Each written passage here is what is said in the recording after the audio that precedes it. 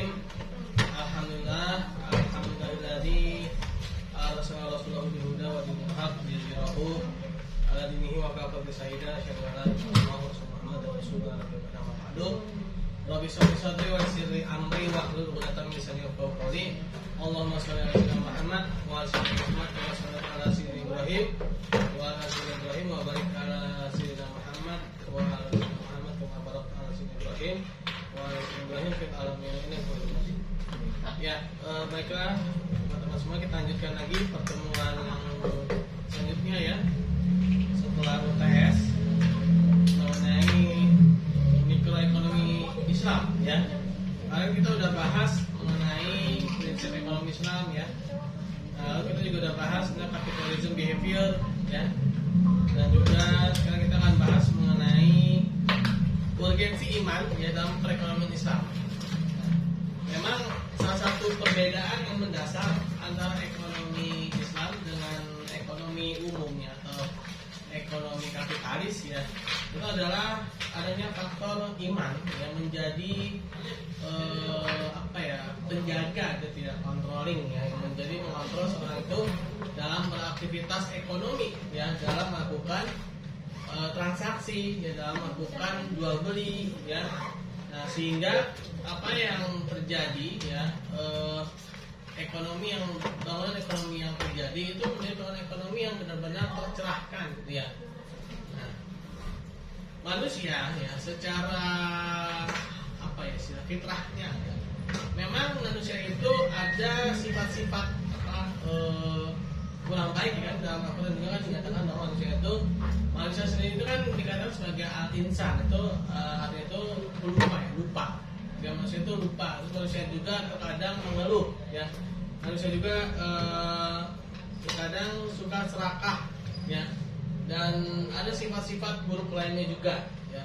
Nah, sifat-sifat buruk lainnya ini apabila tidak dijaga ya oleh iman ya, oleh syariat ya, maka itu akan terus berlanjut sehingga nantinya akan membentuk suatu bangunan ekonomi ya, dan menjadi suatu bangunan di dalam negeri tersebut ya. Sampai-sampai kalau di di Indonesia itu kan kemarin tuh sempat ada hashtag Indonesia gelap gitu kan.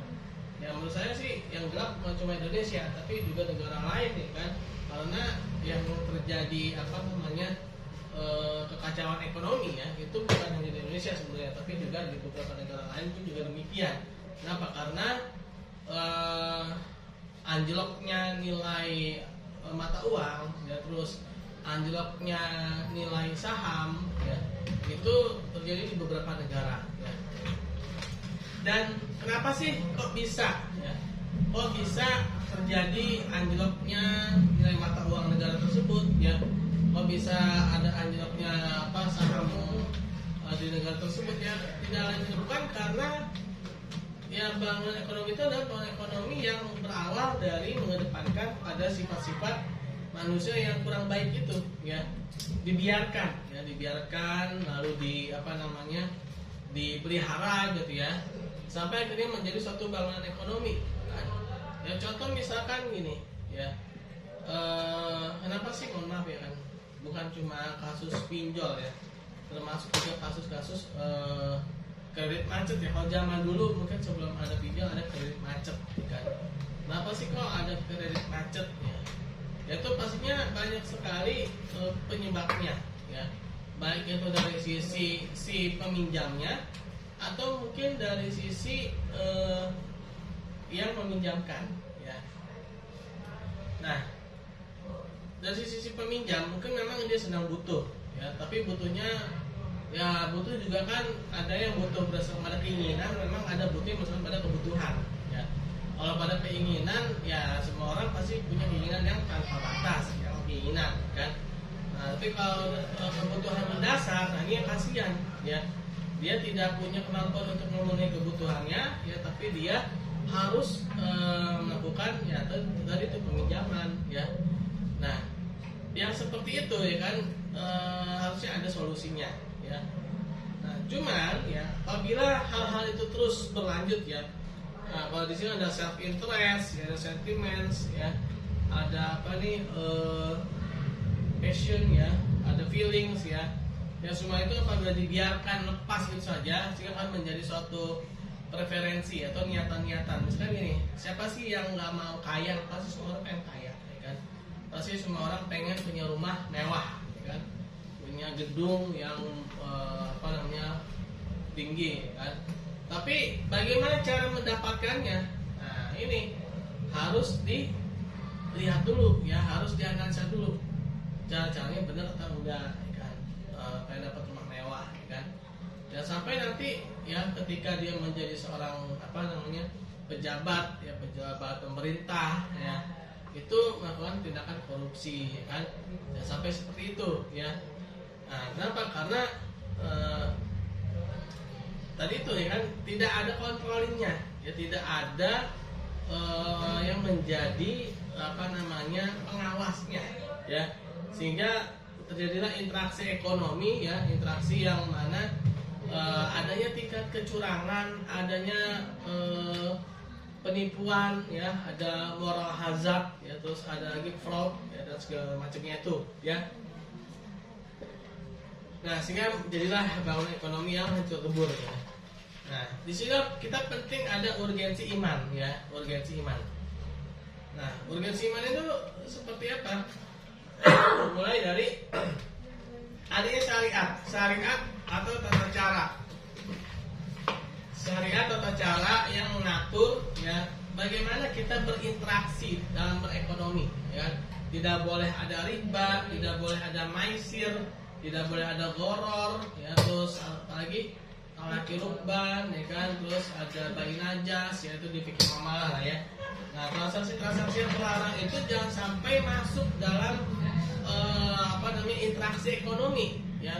Apalagi kan riba, ya kan, biasanya yang paling banyak riba memang, ya. Walaupun goror juga ada, juga maisir ada juga, tapi riba itu memang yang paling banyak, ya. Biasanya tuh di dalam dunia keuangan, ya, riba, ya. Nah, cuman kemarin tuh saya sempat dapat video, ya, tentang judo, ya. Ternyata yang apa ya, yang ikut judo itu kemungkinan menangnya nggak ada sama sekali. Itu biasa maisir, ya. Maisir tuh yang kayak gitu, kan. Nah, itulah pentingnya syariat, ya, dalam mengatur interaksi, ya, mengatur bagaimana transaksi itu bisa berjalan secara baik dan benar, gitu, ya. Nah, maka butuh yang namanya akidah, ya. Untuk apa? Untuk syariat itu bisa berjalan, ya, sesuai dengan ketentuannya, ya, sesuai dengan ketentuannya. Karena khawatirnya, ya kan, yang nama syariat itu kan sebenarnya tata cara, ya, teman-teman, ya, syariat itu tata cara. Nah, yang namanya tata cara itu kan bisa aja, Pak, misalkan akidahnya menyimpang, gitu, ya, akidahnya itu dia menyeleweng, kan, maka ya mudah sekali, kan, membuat ngatur-ngatur, ya, sistem, ya, syariat itu menjadi tidak baik, itu kan menjadi sesuatu yang salah, gitu, ya, menjadi sesuatu yang tidak sesuai dengan yang seharusnya, ya. Kenapa? Karena akidahnya, ya. Nah, lalu juga akhlak, ya, akhlak ini sebenarnya ini ihsan, ya, yaitu melakukan sesuatu karena merasa dilihat oleh Allah Subhanahu Wa Taala, ya, sehingga ketika dia ingin melakukan suatu kecurangan, maka dia ingat, ya, bahwa Allah itu mengawasinya, sehingga dia tidak jadi, ya kan, ternyata dia mau korupsi sampai 1 triliun, ya. Kalau dia berlaku ihsan, ya nggak akan ada tuh korupsi yang 1 triliun itu, ya. Nah, itu kenapa? Karena akhlak, ya. Nah, sehingga inilah pentingnya adanya iman, ya, pada preferensi. Jadi ketika dia ada niatan, ya kan, saya pengen punya rumah mewah, saya pengen punya rumah yang besar, ya kan. Tapi harus ingat, ya, ingat apa? Ada pertanggungjawaban, ya. Ketika dia punya rumah mewah, dia punya rumah sebesar istana, ya. Nah, dia harus ingat bahwa itu akan dihisap nanti, ya, akan dihisap. Sahabat Nabi Muhammad SAW, Abdurrahman bin Auf, ya, itu adalah orang paling kaya, ya. Orang paling kaya ketika zaman Rasulullah sampai sekarang, ya. Dia setiap kali dengar ya hadis perkataan Rasulullah bahwa dia akan masuk surga dengan jalan merangkak ya, dia selalu menangis ya, dan dia ingin sekali jadi orang miskin ya, Abdurrahman bin Auf ini sampai-sampai ya kan yaitu pernah membeli kurma busuk ya, dia jadi orang miskin, tapi akhirnya nggak jadi ya kan, gara-gara kurma busuk ternyata malah dibeli oleh orang ya dari wilayah lain ya, yang mana wilayah itu lagi kena penyakit ya, dan akhirnya dibeli malah lebih mahal. Nah, kenapa kok bisa ada seorang ya yang punya niatnya itu pengennya jadi orang miskin ya kan, bukan pengen jadi orang kaya. Nah, kenapa? Karena ada iman ya, adanya iman, pentingnya iman ya. Nah, sehingga apa? Preferensinya niatan-niatannya itu bukan lagi niatan-niatan yang sifatnya itu duniawi ya. Nah, seperti Utsman bin Affan radhiyallahu anhu ya kan, yang membeli sumur rumah ya, yang mana dari sumur itulah akhirnya muncul rekening Utsman bin Affan ya di pemerintahan Arab Saudi sampai sekarang ya. Di kerajaan Arab itu ada rekeningnya Utsman bin Affan radhiyallahu anhu ya. Kenapa?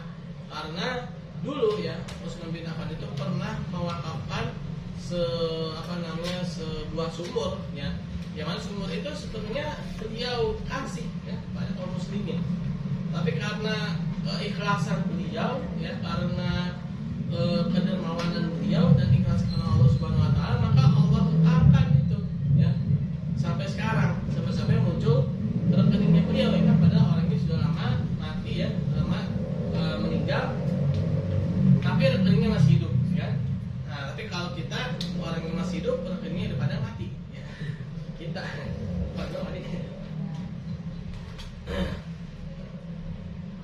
sehingga interaksi ekonominya terjaga dan akhirnya menjadi satu bangunan ekonomi ya, bangunan ekonomi yang benar-benar mensejahterakan, seperti yang terjadi di zamannya Umar bin Khattab, di zamannya Umar bin Abdul Aziz ya, yang mana wilayahnya itu tidak ada yang kelaparan, tidak ada fakir miskin ya, yang mana kesulitan ya, negara kesulitan. Bayangin, negara kesulitan membagikan zakat ya, menyalurkan zakat di daerah paling miskin ya.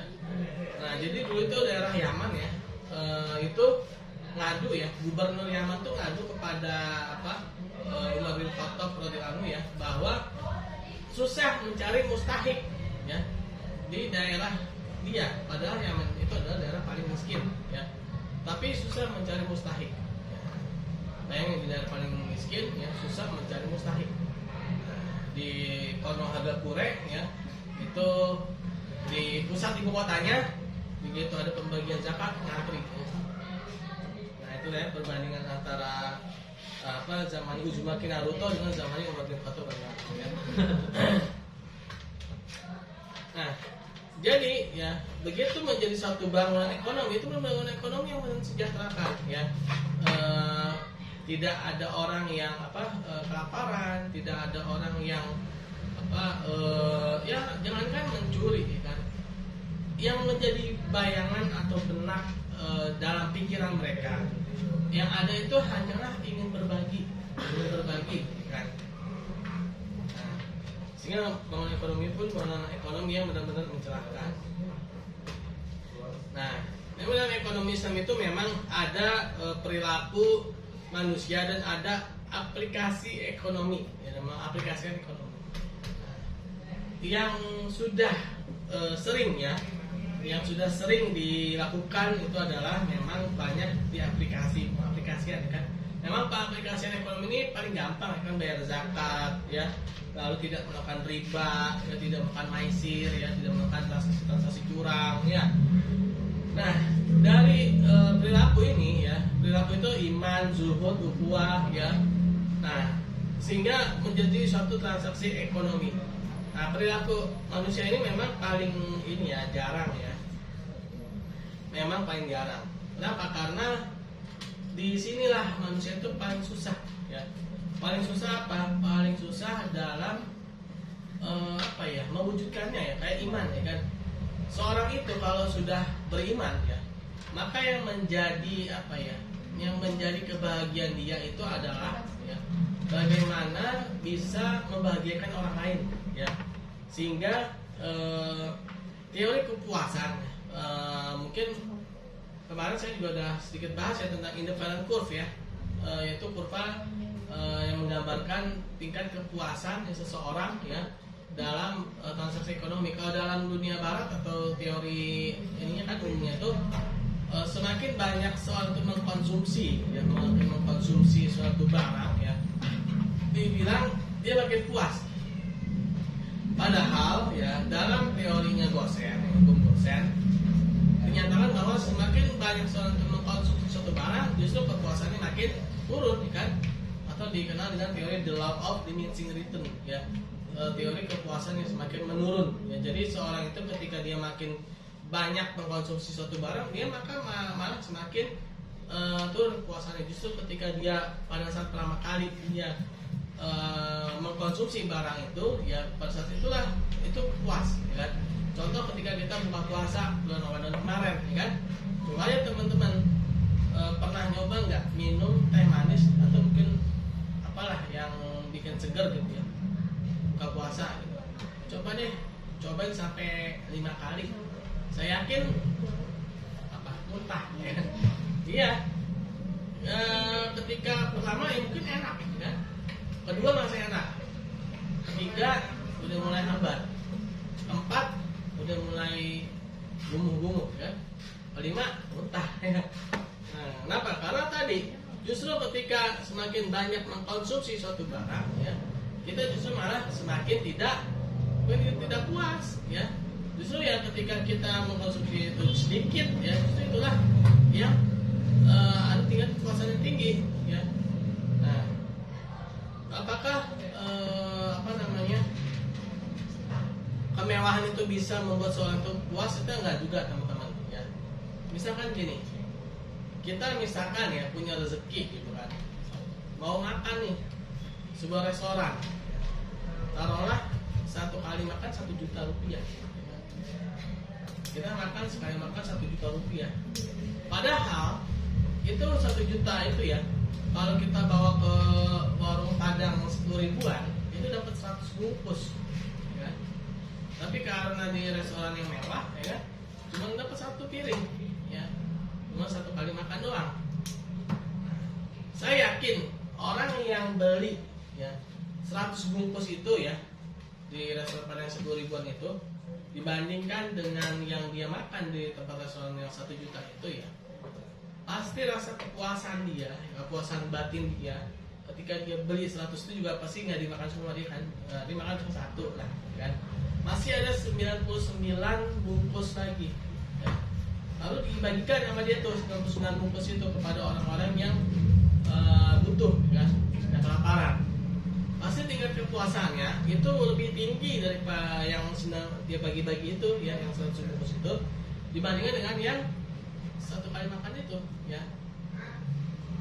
Nah, dibandingkan yang 1 kali makan kan, dari yang 99 itu pasti ada 1 orang, tidak-tidak itu pasti ada 1 orang yang mendoakan ya, lalu doanya dijabah oleh Allah ya, pasti doa-doa yang bagus ya kan. Dan akhirnya apa? Dia semakin sejahtera, semakin kaya ya kan. Nah, itu ya. Jadi seorang itu semakin beriman, maka dia semakin berbagi ya, makin banyak berbagi. Oleh karena itulah Abu Bakar As-Siddiq radhiyallahu anhu ya, ketika beliau ditantang oleh Rasulullah SAW untuk bersedekah, beliau mensedekahkan seluruh hartanya kan. Lalu Rasulullah bertanya, apa yang engkau tinggalkan? Abu Bakar As-Siddiq menyatakan Allah dan Rasulnya ya. Nah, itu artinya apa? Itu tingkat keimanannya ya dengan tingkat kepuasannya itu sudah seimbang ya, antara berbaginya dia dengan keimanan dia ya kan. Nah, sehingga ya seorang itu ketika dia memiliki keimanan yang tinggi ya, dia akan ada rasa pertanggungjawaban kepada Allah Subhanahu wa taala ya kan. Ketika dia mengkonsumsi suatu barang ya, atau mungkin ketika dia mencari nafkah ya. Nah, misalkan yang lagi rame itu kan kemarin tuh yang korupsi sampai 1 kuartal itu kita nggak kebayang bagaimana rasa pertanggungjawaban dia kepada Allah atau kepada Tuhan ya. Dan lalu bagaimana kesederhanaannya ya, bagaimana dia rasa dia itu apakah tidak melihat ini ya, ketika dia jalan di suatu daerah gitu ya, ada orang kelaparan ya, dia nggak merasa apa ya, hatinya itu apa nggak tergugah gitu ya, melihat ada anak kecil pakai baju gembel gitu ya, hitam ya kan, kurus ya, di jalanan ngemis-ngemis ya kan, sedangkan dia mengambil hak ya secara berlebihan sekali. Itu kan 1/4 itu kan ya, seandainya dibagi-bagi pun juga itu pasti luar biasa gitu ya. Nah itu ya, bagaimana perilaku ya, yang mana perilaku itu dampak dari akidah dan akhlak ya. Bagaimana akidahnya ya, seorang yang memiliki akidah yang lurus ya, memiliki akidah yang bersih ya, pastilah dia akan ada perilaku yang baik gitu kan. Nah, dan akhirnya dia akan memberikan akhlak yang baik. Lalu kan ada pertanyaan, Pak, bagaimana ketika seorang itu dia sholat juga tapi korupsi juga Pak ya kan? Nah, berarti dia apa? STMJ ya, STMJ, sholat terus maksiat jalan ya. Nah, berarti orang itu secara akidah ya, dia secara akidah berarti dia ada sesuatu yang harus dipertanyakan kan. Nah, sholat rajin, korupsi rajin ya kan, terus tapi apa, nyumbang juga ke masjid rajin ya, nyumbang sedekah ya kan. Nah itu bagaimana tuh ya. Nah itu ya, mungkin ada sesuatu yang salah akidahnya ya. Nah karena akidah dan akhlak ini ya, dia saling berkaitan ya. Karena kadang kan dalam Al-Quran juga kan dikatakan inna sholata anil fasya ya, wal munkar ya. Sesungguhnya inna sholata tanha anil fasya wal munkar ya. Sesungguhnya sholat itu mencegah perbuatan yang keji dan yang munkar ya kan. Nah, dua perbuatan berarti akhlak, jatuhnya ke akhlak ya. Berarti seorang itu ketika dia sholat ya, berakidah ya, berarti dia harus ada akhlaknya. Nah, memang ya katanya zaman sekarang ya, tantangan ini berat. Ada HP ya, smartphone. Nah, baru aja Allahu Akbar. Oh iya, WA tadi belum dibuka ya. Kayak tadi ada WA ya kan. Tadi kayaknya grup yang ini belum baca tuh. Nah itu kan kadang-kadang yang kayak gitu tuh ya, merusak akidah ya, merusak sholat ya. Padahal sholat itu adalah salah satu menjaga akidah. Kenapa? Karena dalam sholat itu ya ada 2 kalimat syahadat ya. Nah kadang-kadang asyhadu alla ilaha illallah ya, wa rasulullah, undangnya aja bunyi derut-derut. Siapa yang WA nih? Nah, katanya bersaksi tidak Tuhan selain Allah ya kan. Tapi begitu HP-nya bergetar ya, udah tuh imannya langsung getar juga ya. Imannya goyang juga ternyata. Nah, itulah ya tantangan zaman sekarang tuh ya. Nah, adanya smartphone ini ya kan. Nah, kadang-kadang saya tinggal tuh HP di rumah ya kan, kalau di rumah ya. Atau ditinggal aja dulu di taruh laci ya. Jangan bawa sholat ya kan. Orang main bola aja nggak boleh bawa HP ya. Orang main bola tuh ada yang bawa HP nggak? Bisa lagi mau gol nih, udah teradu kan sambil nendang. Keburu direbut lah bolanya, ya. Nah, itulah ya perilaku ya, perilaku. Nah lalu syariah, nah syariat ini sebenarnya sistem ya, dia sistem keuangan, yaitu seperti tidak ada riba, tidak ada spekulasi, adanya ziswaf ya. Nah ini semua adalah satu kesatuan ya teman-teman ya. Jadi yang memang paling banyak sudah terlaksana memang, yaitu adalah pada sistem ekonomi ya.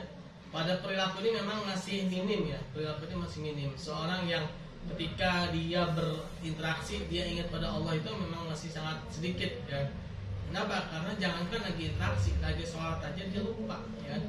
dari sholat aja dia lupa sama Allah apalagi ketika transaksi ya.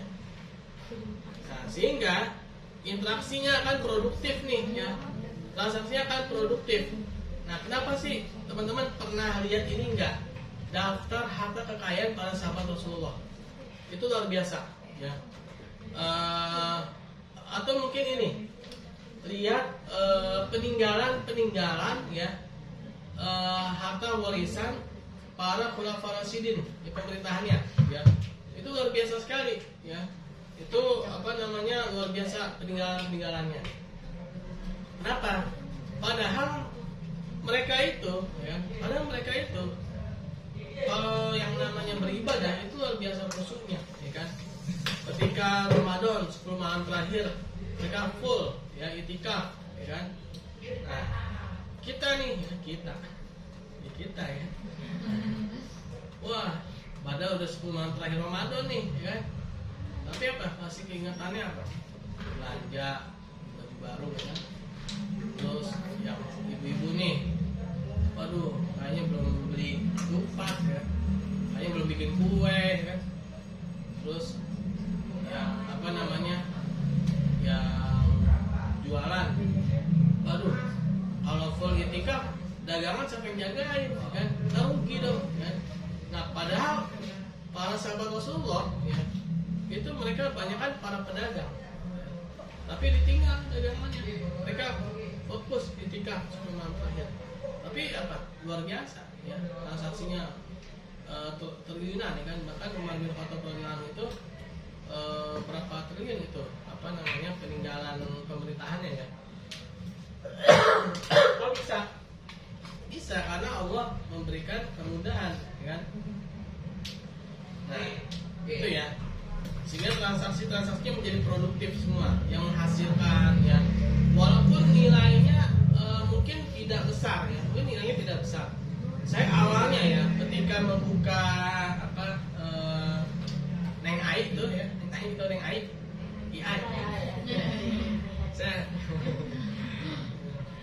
saya iseng-iseng nanya sama Neng Ai, Neng Ai, peninggalan Umar bin Khattab radhiyallahu anhu itu berapa ini sih hartanya itu? Terus kalau nggak salah sekitar 300 triliun ya. Wah, saya kira itu besar kan. Beberapa kemudian ya, waktu kemudian ada berita ya kan, korupsi Indonesia 297 triliun. Nah, wah berarti apa nih? Berarti Indonesia kaya juga. Nggak lama kemudian ternyata korupsinya 1 triliun. Saya kirain ya apa yang ditinggalkan oleh Umar bin Khattab itu terbesar tuh. Ternyata korupsi Indonesia itu lebih besar, dan anehnya ya, sebesar itu ya Indonesia ya tingkat korupsinya, keuangannya ya, ternyata masih banyak yang kelaparan ya kan? Banyak sekali yang kelaparan. Padahal di zaman Umar bin Khattab radhiyallahu anhu ya, yang tingkat 300 triliun itu ya, itu nggak ada satu rakyat pun yang kelaparan ya. Padahal kalau sekarang nih itu yang dipegang oleh Umar bin Khattab radhiyallahu anhu ya, teman-teman, berapa negara sih yang di zaman Umar itu? Ternyata ada 20 negara loh. Ternyata ada 20 negara ya. Ada 20 negara ya, ketika di zaman Umar bin Khattab berkuasa ya, itu satu kesatuan ya, dan gak ada satu rakyatnya pun yang kelaparan. Bayangin ya. Padahal peninggalannya itu 300 triliun ya kalau dirupiahkan ya. Nah, Indonesia ternyata punya lebih dari 300 triliun ternyata. Tapi mohon maaf ya kan, banyak yang kelaparan ya. Banyak yang bunuh diri gara-gara terlibat pinjol utang ya kan. Banyak yang membunuh ya gara-gara kasus uang ya kan. Nah, itu kan sebenarnya apa sih yang dipermasalahan? Apakah nominalnya? Ternyata bukan, keberkahannya ya, keberkahan. Tidak adanya transaksi yang produktif, rata-rata transaksinya hanya uang menghasilkan uang ya. Sifatnya semuanya materi ya, sifatnya semuanya hanya apa yang terlihat, ya kan? Apa yang terlihat aja, ya. Nggak ada transaksi-transaksi yang istilahnya tuh imateri. Ya. Nah, adanya implementasi ZSWAP, ya, sehingga kebutuhan dasar dan kesejahteraan itu ya terjamin ya dengan adanya ZSWAP ini. Ya. Nah, seorang nggak akan ada yang bermaksiat cuman gara-gara untuk mengisi perutnya, ya kan? Mohon maaf ya kan, terutama yang perempuan ya, di dalam dunia pelacuran. Mungkin ada yang kita tanya ke salah satu PSK, Mbak, kenapa sih mohon maaf ya, jadi PSK? Ya gimana lagi? Habisnya saya lapar, ya. Habisnya saya nggak punya uang buat makan, dan saya terpaksa jual diri. Ya. Nah itu kan apa? Dia berarti melakukan maksiat untuk memenuhi kebutuhan dasar, ya. Berarti dia melakukan suatu perbuatan dosa untuk memenuhi kebutuhan dasar. Dan kalau seperti itu, siapa yang dosa? Yang dosa yang pasti pemimpinnya, ya. Mulai mungkinnya dari pemimpin wilayah tersebut sampai pemimpin pusat, ya. Kenapa? Karena ada orang yang bermaksiat untuk memenuhi kebutuhan dasar dia, ya kan? Nah, belum lagi kan dia sampai-sampai kan mohon maaf berzina, ya kan? Padahal itu dalam suatu apa ya? Apa sih perkataannya Imam Syafi'i ya? Ternyata zina itu ya, itu balaknya itu ya sebenarnya diulang 3 kali sama Imam Syafi'i kan.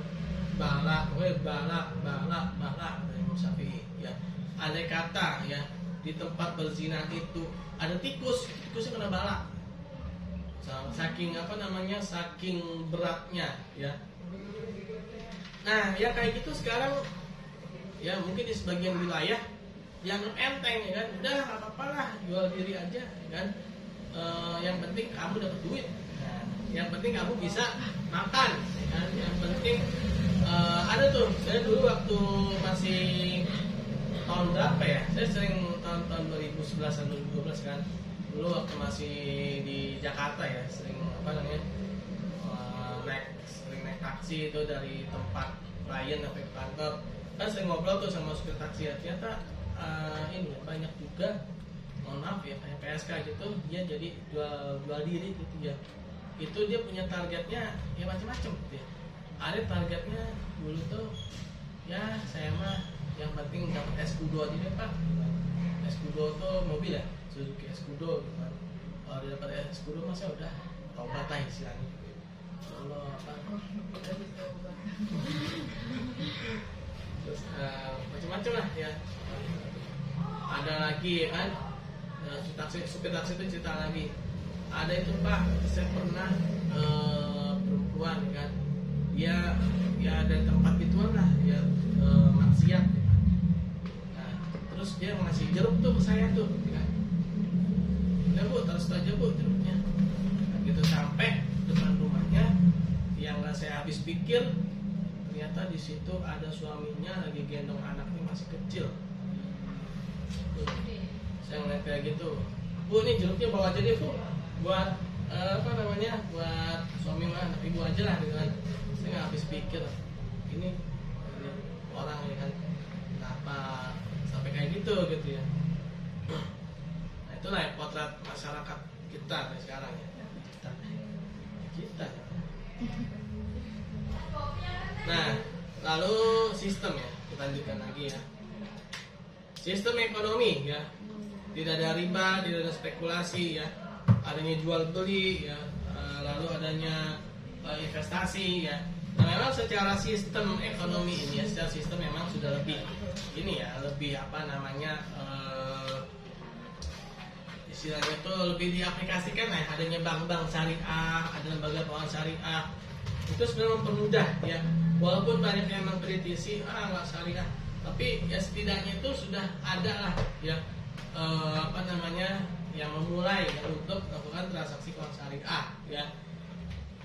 Ya sesuai dengan kemampuan manusianya lah ya. Ketika manusianya itu memang belum sempurna syariah, yang pasti lembaganya juga nggak akan bisa murni syariah juga ya kan.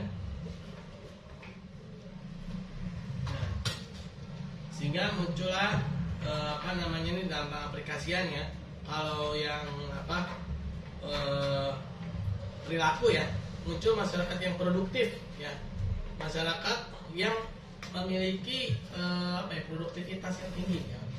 Nah, dalam teorinya Ibnu Khaldun ya, teori Ibnu Khaldun itu bahwa suatu negara itu memiliki kesejahteraan ya ketika produktivitasnya itu tinggi. Jadi atau itu adalah produktivitas. Produktivitas itu apa sih? Barang dan jasa yang ada ya. Jadi semuanya itu bisa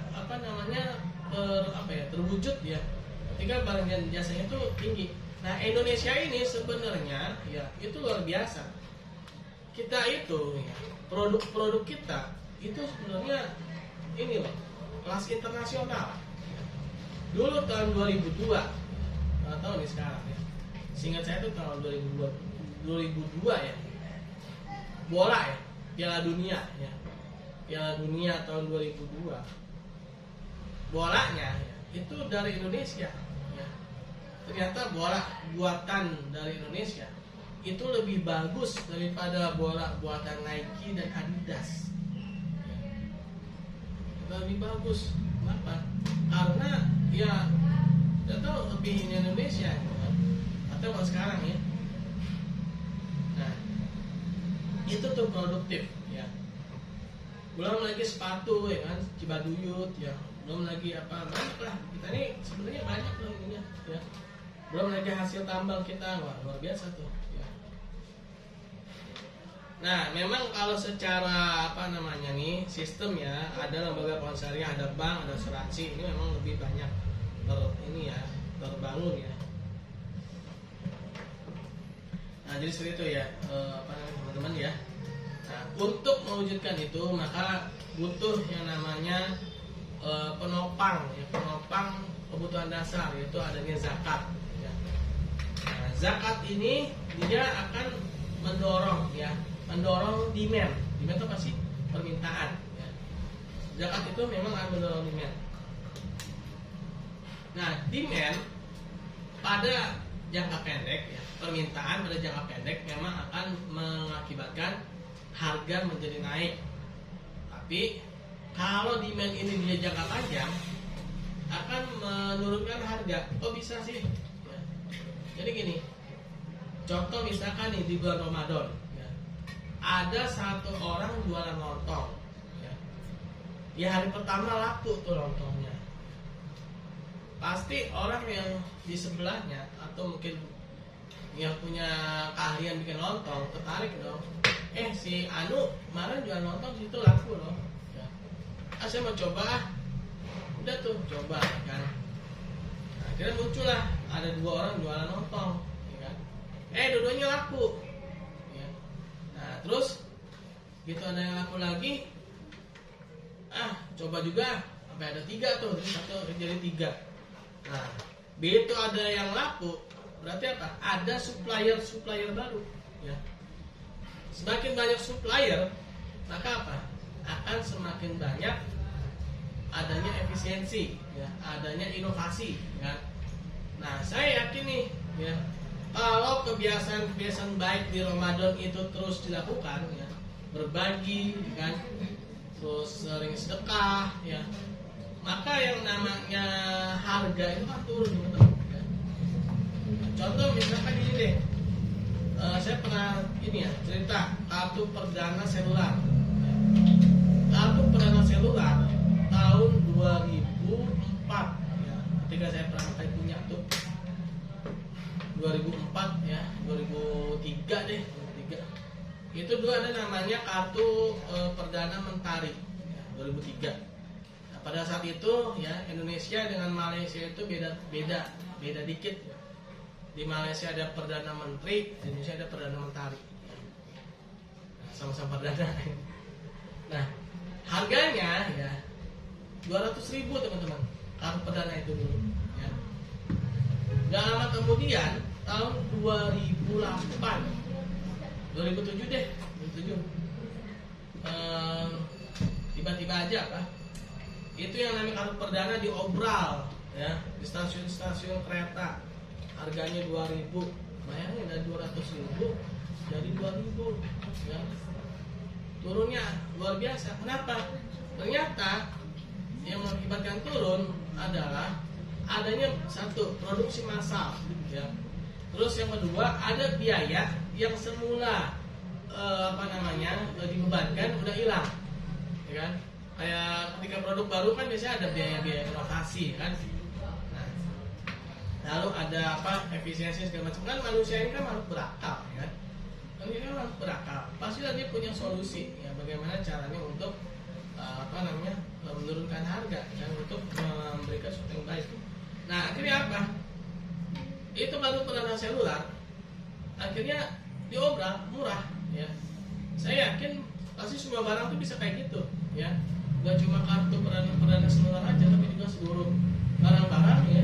Kalau memang benar, ya, diurus yang benar, nggak ada tujuan lain, ya kan? Nggak ada muatan-muatan yang lain, itu yang namanya harga itu pasti turun semua, ya. Pasti nggak akan ada orang yang mati kelaparan, nggak ada orang yang gantung diri gara-gara terlibat hutang, ya kan? Nggak ada itu, ya.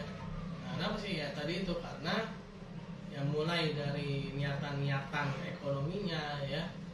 Nah, itu akhirnya muncullah ketimpangan, ya. Nah, sehingga ini butuh apa sih adanya zakat tadi? Zakat itu kan dia mendorong demand tadi, kan? Orang yang tadinya nggak bisa beli bisa beli, ya. Dengan adanya zakat ini, orang yang tadinya dia nggak bisa mengakses ke pasar, dia bisa mengakses ke pasar. Dan juga biasanya orang yang dapat zakat ini dia pasti ya, pasti buat makan. Dan makannya juga pasti dia beli yang murah-murah, ya. Nggak mungkin dapat dana zakat makannya di restoran misalkan restoran yang mahal, nggak kan? Pasti juga di warteg, kan? Belinya di pasar, ya kan? Sehingga apa? Pasar tradisional itu, ya, akan terdorong tuh demand-nya.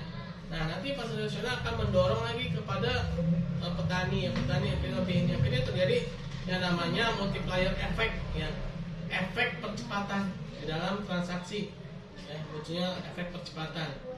Nah, itulah, ya, zakat, ya. Orang yang melakukan zakat, seorang pengusaha yang melakukan zakat itu sama saja dia menolong dirinya sendiri sebenarnya, ya. Sebuah perusahaan yang membayar zakat, ya, dia sama saja menolong perusahaannya, ya. Kenapa? Karena nanti dampaknya juga ke perusahaan dia juga. Nah, antara muzaki, ya, yang menunaikan zakat dengan mustahik, ya, akan sama-sama memiliki pengaruh. Ketika seorang muzaki itu dia membayar zakat lebih, ya, ternyata mustahik akan meningkat permintaannya. Nah, ketika mustahik meningkat permintaannya, maka secara otomatis, ya, akan menarik demand, ya, kuantitas demand, ya, yang ada pada perusahaan muzaki tersebut, ya, secara tidak langsung. Nah, zakat atau sering disebut dengan sedekah ini dalam Quran surat Ar-Rum, ya, Ar-Rum ayat 39, kalau salah, ya, teman-teman, ya, bisa dicek. Itu dinyatakan bahwa itulah yang Allah Subhanahu wa taala lipat gandakan, ya. Dalam surat Ar-Rum itu kan riba yang kamu usahakan dilipat gandakan, ya, yang akan menambah harta kamu, ya. Sehingga itu tidak menambah apapun di sisi Allah Subhanahu wa taala. Tapi zakat yang kamu sedekah, zakat yang kamu tunaikan itu, ya, yang untuk mengharapkan ridho Allah, ya, maka itulah yang Allah Subhanahu wa taala lipat gandakan. Artinya secara balasan, ya, itu bukan cuma di akhirat, tapi juga di dunia juga. Dengan banyak orang yang membayar zakat, maka nilai mata uang, ya, nilai dari mata uang negara tersebut akan menguat, ya. Nilai mata uang dari negara tersebut akan menguat. Nah, gimana cara naikin nilai mata uang kita, ya? Ya udah, banyak-banyakin sedekah, zakat, ya. Kenapa sih? Karena dengan sedekah, zakat ini akan banyak konsumsi, ya, akan terdorong oleh konsumsi. Ini terbukti ketika tahun 2008, ya. Nah, tahun 2008 lalu itu ternyata sedang terjadi krisis juga, ya, krisis global. Tapi alhamdulillahnya Indonesia selamat, ya, tahun 2008. Kenapa Indonesia bisa selamat? Ternyata tahun 2008 itu lagi ada pemilu, ya. Kenapa kok bisa pemilu bisa menyelamatkan? Karena ya di saat pemilu itulah adanya bagi-bagi sembako, ya, adanya percetakan rame, ya kan? Nah, ternyata pada saat itu transaksi sektorial di Indonesia itu lagi meningkat tuh, ya. Sehingga apa? Tingkat pertumbuhan ekonomi Indonesia itu +5. Padahal di negara-negara maju kayak Jepang kata itu minus, ya. Tapi Indonesia kok bisa plus? Kenapa? Karena tadi tuh transaksi sektorial ini lagi jalan semua, ya, ketika pemilu. Jadi salah satu cara untuk menyelamatkan negara ini ya tadi itu, ya, transaksi sektorialnya harus dijalanin semua, ya. Sehingga dia akan menambah jumlah barang dan jasa. Barang dan jasa bertambah, maka akan menguatkan nilai mata uang, ya. Nah, apa sih yang ada zakat bisa memenuhi kebutuhan masyarakat yang kekurangan, ya. Nah, memperkecil jurang kesenjangan ekonomi. Nah, ini ya hati-hati, ya. Apalagi sekarang, ya kan. Nah, itu yang namanya gap antara orang kaya dengan orang miskin itu sekarang makin apa yang susah itu makin banyak, ya. Yang susah itu makin banyak. Nah, menekan jumlah permasalahan sosial seperti kriminalitas, pencurian, pelacuran, gelandangan, pengemis dan lain, ya. Nah, kriminalitas nih, ya. Hati-hati, ya, sekarang ini jangan sembarangan memakai perhiasan, ya. Jadi itu bisa mengundang, ya. Lalu pelacuran, ya, gelandangan, ya. Hal ini makin banyak, ya. Apalagi ada lapangan pekerjaan baru yang mungkin itu tidak diharapkan, yaitu adanya manusia silver, ya. Ya. Nah, itu kan sebenarnya apa sih? Itu sebenarnya mohon maaf, ya, pengemis, ya. Belum lagi ada setan jadi-jadian, ya. Seperti ada apa? Kuntilanak berkeliaran di siang hari membawa otak, ya. Nah, lihat nggak? Senang lihat tuh, kuntilanak katanya dibawa otak. Nah, itu kan sebenarnya gelandangan pengemis, ya kan. Belum lagi ada dajjal, dangdut jalanan, ya. Iya. Kenapa bisa kayak gitu? Ini masalahnya di ekonomi, ya.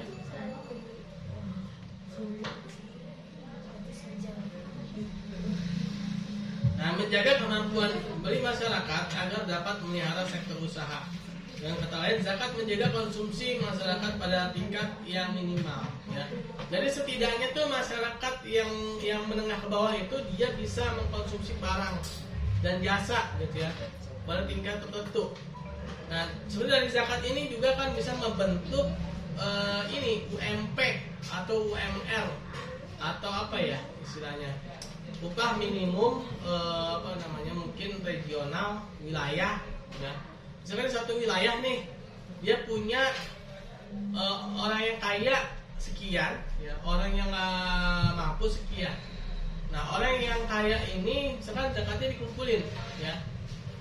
Nah, taruhlah misalkan ternyata bisa menopang taruhlah 100 orang yang nggak mampu, ya.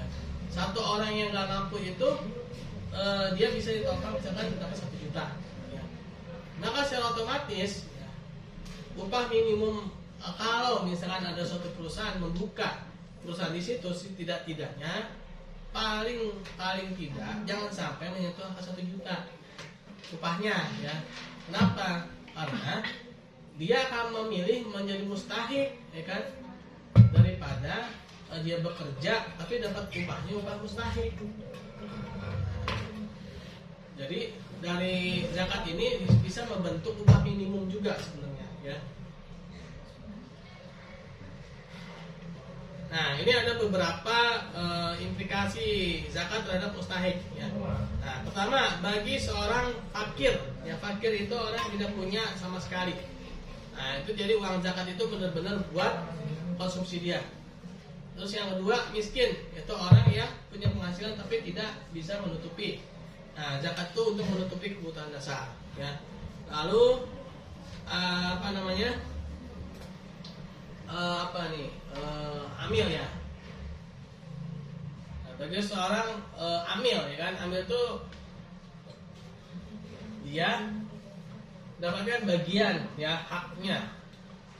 Lalu fisabilillah ya. Fisabilillah itu orang yang berjuang di jalan Allah ya. Nah, fisabilillah ini ada beberapa penafsiran ya. Seorang tentara ya, itu bisa dikatakan fisabilillah juga. Tapi kalau kita kan sistemnya bukan zakat ya, pajak ya. Makanya kan ada pejabat itu mendapatkan fasilitas dapat dana pajak karena mungkin dianggap kalau zakat itu mungkin dia dianggapnya fisabilillah mungkin ya.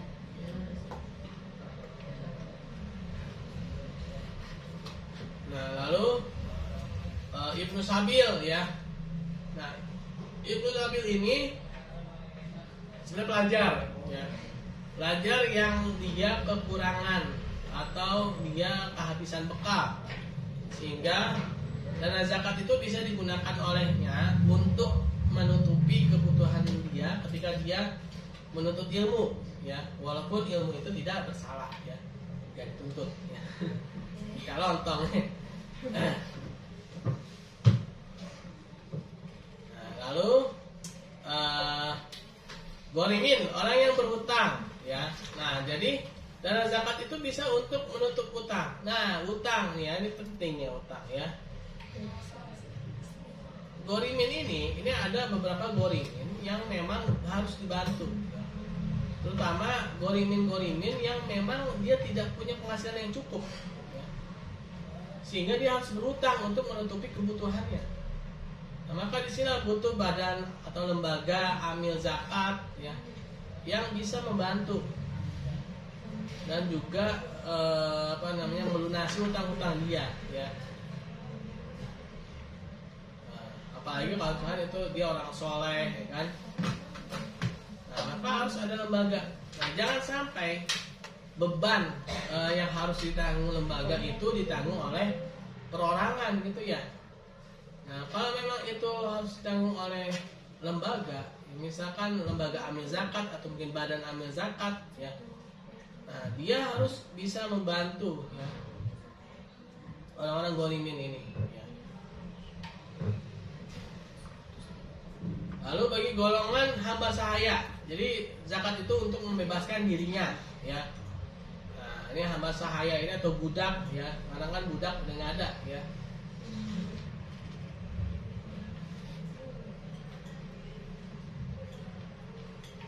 Nah, lalu bagaimana pada non mustahik atau non muzaki? Ya, zakat nggak akan berpengaruh kepada mereka ya. Nah, lalu bagaimana dengan muzaki? Zakat itu diambil dari pendapatan atau kekayaan si muzaki ya, lalu dibelanjakan, namun dengan asumsi bahwa Waalaikumsalam ya.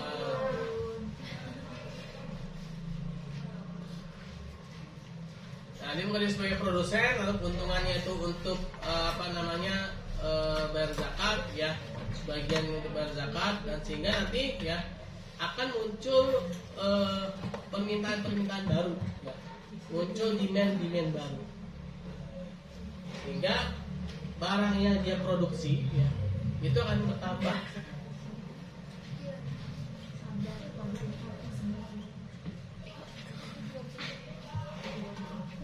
Jadi seperti itu ya teman-teman ya. Jadi transaksi zakat itu sangat membantu ya, dalam mengatasi gap atau jurang pemisah antara orang yang paling kaya dan orang yang paling miskin ya. Sehingga lagu Bang Haji Omar Irama ya, yang kaya makin kaya yang miskin makin miskin, itu nggak berlaku lagi tuh ya kan. Nah, kenapa bisa ada lagu kayak gitu? Karena mereka paling malas bayar zakat, sedekah, infak, ya kan. Nah, muncullah lagu Bang Haji Omar Irama ya. Oke, ada yang mau ditanyakan kah teman-teman?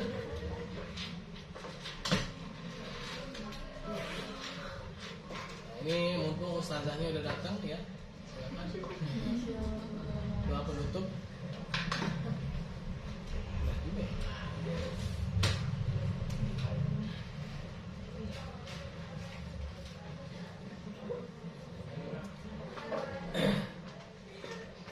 Oke, ada yang mau ditanyakan kah? Ini nanti kita lanjutkan ke pekan depan aja ya.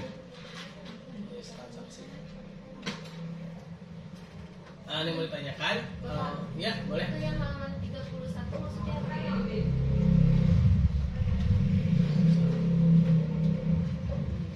Oh, ini pengaruh antara muzaki dan mustahik. Jadi semakin si muzaki itu berzakat ya, akan meningkatkan kesejahteraan mustahik ya. Nah, semakin sejahtera mustahik, maka apa? Akan semakin banyak barang yang dikonsumsi oleh si mustahik ya. Nah, si mustahik itu ketika dia mengkonsumsi barang, dia akan kemana? Ke muzaki, beli barang-barang yang diproduksi oleh muzaki. Nah, jadi saling keterkaitan tuh sebenarnya antara muzaki dengan mustahik ya.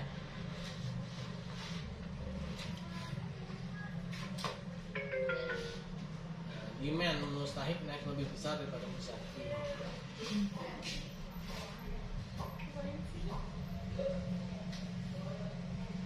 Gimana? Ada lagi mau bertanya atau ada yang kurang?